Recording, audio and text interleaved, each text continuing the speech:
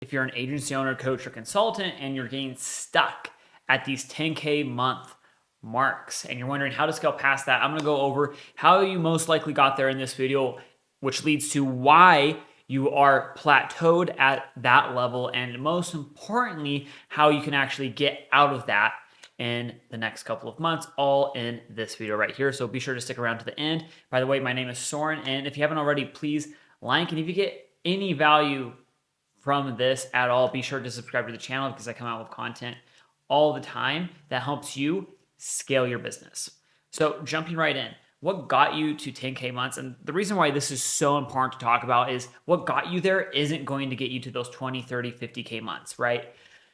Really funny piece of advice I learned, I'm gonna say from a mentor. He's more of an acquaintance. I view him as a mentor. He probably doesn't view me as a mentee. But he's a much more, successful entrepreneur than I am, multi 8 figures. He's built a really successful company in the online SaaS real estate space. Really an amazing guy. And one of the things he said, I was listening to an interview he went on recently, and he said that things in business break in ones and threes. And this is really funny because, we keep on breaking between 1 million and 3 million in revenue, and we keep on bouncing around in there, which is super funny. But oftentimes, 10K months, that's oftentimes where you break. And you usually also break around 30, and then you'll jump up to 100, right? So to dive into why you're stuck and how you got there, you have to understand what led you here. And oftentimes, a lot of people, if you're doing cold outbound, you're just brute forcing the DMs, right? You're just messaging everyone in your contact list, any new follow. You're using LinkedIn. You might be a little bit more sophisticated about this, and you might be scraping people or searching using LinkedIn Sales Navigator to find people who are in your industry or in your niche that are a little bit more related to what you're trying to sell. If you're doing organic, you're just trying to get content out the door. Maybe you have had a couple viral videos that brought in some leads. Maybe you've gone viral, but those haven't brought in leads. Maybe you're just posting really consistently again. And you're probably only on a single channel, one vertical, right? You just might be on Instagram. You might not have a TikTok presence or vice versa, right? Or Shorts or wherever else, right? You might not be on X and Threads and YouTube and Pinterest and all these other places. If you're doing ads, you might have 1 or 2 ads where you get your ads pinned up to 1 or 2K a month or 3K a month, but then your ROAS just nosedives down after you spend more that would get you over that 10K mark, right? So that's one reason why you're stuck at 10K from the lead generation perspective. The second is the sales perspective, which means either you yourself don't have the adequate sales skills, or the person that you hired to get sales off of your plate does not have the adequate sales skills, because you might have the leads coming in, but they don't have the sales skills to get you out of that rut. And thirdly, and this is one of the most important things, in the beginning, that's holding you back at the 10K, but it's how your offer is set up and your pricing on your offer. If you're doing high ticket, you might just be starting to run into fulfillment issues if you're priced really low and you're doing a lot of one-on-one fulfillment in your offers. Whereas if you're like an agency service, for example, it could be the same thing there, where you're just doing all the work to fulfill and you don't have any extra time to dedicate towards marketing, right? And it's also in the spot where it's you're probably not growing that exponentially fast from word of mouth because, one, you have a very low volume of customers and you probably just got out of that phase where you were learning, right? And now you are earning. So that's also the really tough thing, is you might not have everything dialed in right, where people are actually promoting your services to their friends, to their family, to their work acquaintances, so on and so forth, which is ultimately, at the end of the day, what leads to the most viral growth of any business.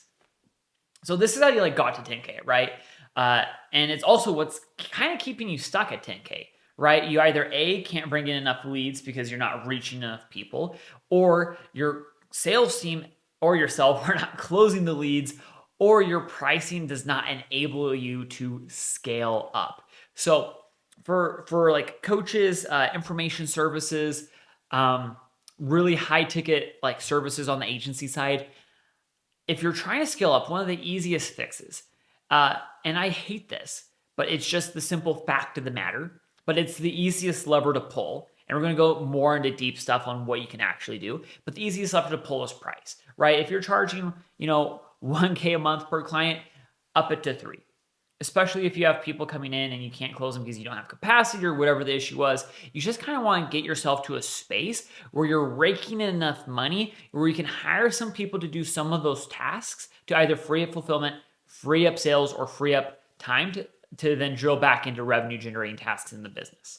Right. And I say marketing, but like one of the things is like, hey, if you don't have time to make sure you're posting on social media, gain like a social media manager for 2K a month, right? That's going to free up a ton of time on your end where you can plow that back into creating more content, right? So there's a bunch of different ways where you just kind of want to look at, or a bunch of different roles you can fill to get time off of your plate where you can really get from 10 to 30, right? With the ideal strategic hire. But like the easiest way to get from 10 to 30 without even having to do that. And again, once you get from 10 to 30, you'll want to get those strategic hires to go from 30 to 100.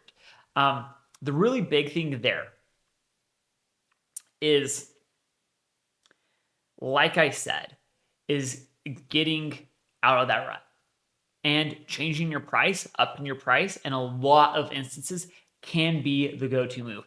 And with those really high ticket prices and services where there's people in your industry already charging more for them and you're just delivering an absurd amount of value, it does make sense to raise your prices. It's the easiest lever. If you're doing like a more like low ticket membership, for example, or if it's a more B2C offer where you might be more confined on what people's discretionary spending power is, right?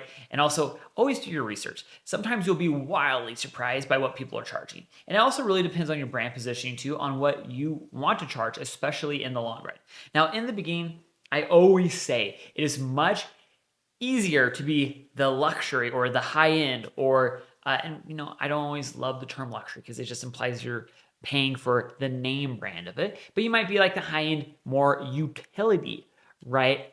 Where you charge a little bit more.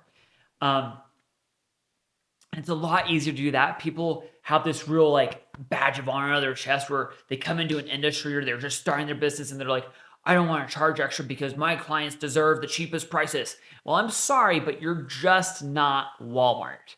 Hate to break it to you, you are not going to be the low-cost service provider, and that's just not going to work for you, right? In this world, there are people who operate at much larger scales. It will tear you apart piece by piece until you hate your business and hate your life. So don't do it. I highly recommend not doing it. And unless you think you're Sam Altman, then go for it. And, as someone who has listened to multiple podcasts and read his autobiography, Made in America, what I will say about him is, even though he was the low-cost service provider, he provided something that no one else provided in these small rural towns in America, which was a centralized location for distribution. So he had something that, again, isn't necessarily, it's not going to be your moat in this world of online digitization and like remote service providing, right?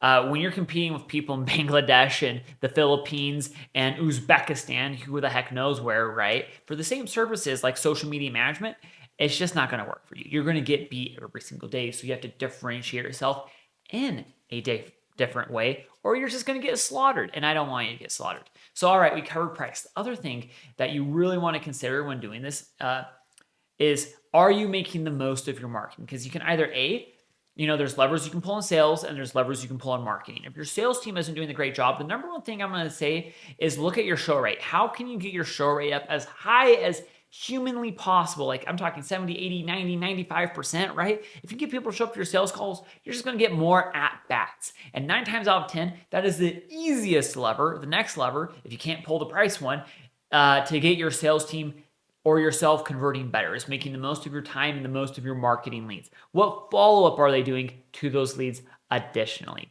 right? And some people will argue like, hey, if they don't show the call, they're not worthwhile, right? Sometimes you don't always have that luxury in your business when you're just starting out. And, if you have a 50% show rate, right? But like, what if you can get up to 75? And then what if you can get another 10% out of that by contacting like every client and 1 out of 10 answers, right? And buys. So that's the next lever. trying to get close rates up, and it really depends. Like if you're doing cold outbound, your close rate's going to be like 10%. If you're doing ads, it should probably be between 25 and 40%. If you're doing organic, I would hope you're closing at least 40%, especially if you're the founder. You can really get away with murder if you're doing organic and you're closing the inbound DMs, right? And you've put the legwork in, especially like if you worked with us or watch any of our stuff here at Laney Media. On the converts framework of like every part of the process that people need to do in order to make a purchase decision. Again, you can get away with murder and your sales team can get away with murder too. We've had our sales reps closing at above 60% for prolonged periods of time when they're the most dialed in, and our marketing is the most dialed in and aligned with the sales process. And it's just because of the organic content, right? And when we talk about marketing and levers you can pull, like if you're trying to get out of that rut, of that 10K rut, the number one thing you can do, especially if you're creating short form content, and this goes against what a lot of people practice out there. Let's say you're optimizing for Instagram. I recommend getrepurpose.io or .com or whatever it's called. And it just creates an automation, doesn't take any of your extra own time once you get it set up. It will just go download your video and repost it on another platform.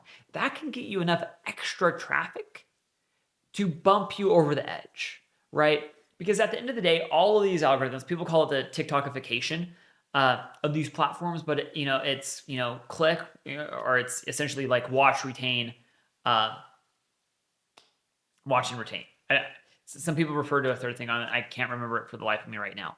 But essentially, if people stay to watch your content, and if you're looking at YouTube Shorts in the analytics, and I think even Instagram is switching for this in the new analytics feature they rolled out, where they'll give you the watched versus swiped away metric. Really important. That's essentially the click rate for all of you YouTubers out there. Hopefully you guys are all YouTube videos. If you're watching this video, if you follow my channel and you're watching this video, you better be creating content on YouTube.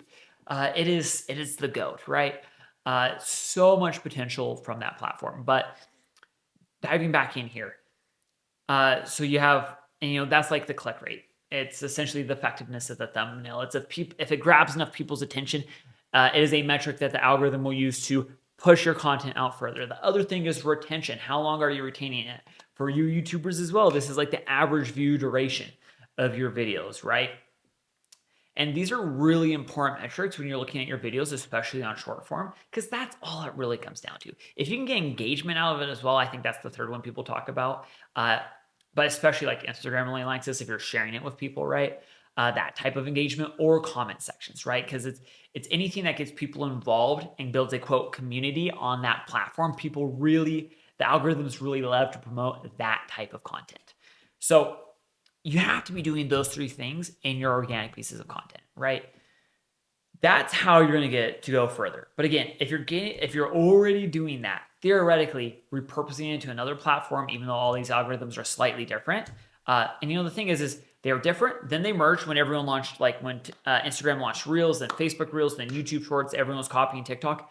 All of them were virtually the same. We're starting to see a little bit of a split now. Like if you scroll on Instagram, it's like B-roll, text on screen, trending sound. That is the bread and butter of that platform. Part of it just goes back to their algorithm and what data it was trained on initially. It was a bunch of photographers. If you guys are old enough to remember that Instagram was a photo sharing app, right? So they really prefer that more aesthetic looking style of content compared to TikTok, right? Where it's more of a mini YouTube with like the flash appeal, right? And we're seeing a little bit of a divergence there, but still, if you're doing that, if people are watching your content, so they're not swiping away, they're staying and they're interacting on any platform, if you do that well, it will promote it, maybe with the exception of YouTube Shorts, because again, talking about platforms and their histories, they really prefer that you have a really good title on your YouTube Shorts in order to promote it more. It's a very important factor, at least that I found, that and the number of subscribers you have, because it still has a nearest neighbors approach with their Shorts algorithm. For some reason, it tends to favor people who have larger followings in general. But yeah, those are like the really big things you can do from like a marketing, sales, and offer fulfillment side that are going to get you from 10K all the way up to like those 20, 30-ish K months, right? If you pull any of those levers well, it will get you there. right? You pull all three of those well, you should be doing closer to 100K a month, right? But we're just looking at the one little thing that's going to get you out of that 10K rut. The other thing is that a lot of people, and you just kind of have to keep this in mind, but you've probably thought to yourself like, oh, I work so hard. Well, what are you actually working on? Most of the time, people who are stuck at those levels in their business are not dedicating their time to things that are actually going to grow your business. And the really hard thing at this level is there is a decent amount of fulfillment, which you are probably stuck doing because you don't have enough money to hire someone else in your business. And there is working on your business, which is actually growing it. And this is like kind of like the bonus of the video here, where it's like, depending on what the fulfillment is for your offer, you should really consider looking at taking everything you've ever done to fulfill for that offer in the past and feeding it into ChatGPT and creating your own customized agent to take down on your fulfillment time. I'm not saying use ChatGPT utterly to fulfill. That is a terrible and dumb and stupid idea. But like looking how you can create a bot, especially if you're doing a lot of project or client feedback, where you can train it to get it 90%, 80% of the way there, and then you come in and put your 10 to 20% of finishing touches on that content, and it's been trained to answer it based off of how you've already done all of that in the past. That is going to make the biggest difference, especially if you're in like more of the coaching or educational space. The agency space, it can really help with fulfillment. Like if you're a copywriter, if you're a media buyer, like all of these different things, there's a lot of ways where you can train those different AI algorithms to really take down on the amount of time you have to dedicate on fulfillment. It's all about working more efficiently to free up time to focus on those business growing tasks, such as marketing and sales. So if you guys got any value at all from this video, if you haven't already, please hit that like button and subscribe to the channel. It really helps me reach more entrepreneurs and founders just like yourself that want to grow and scale their own businesses. I hope you have a wonderful day. Talk to you later.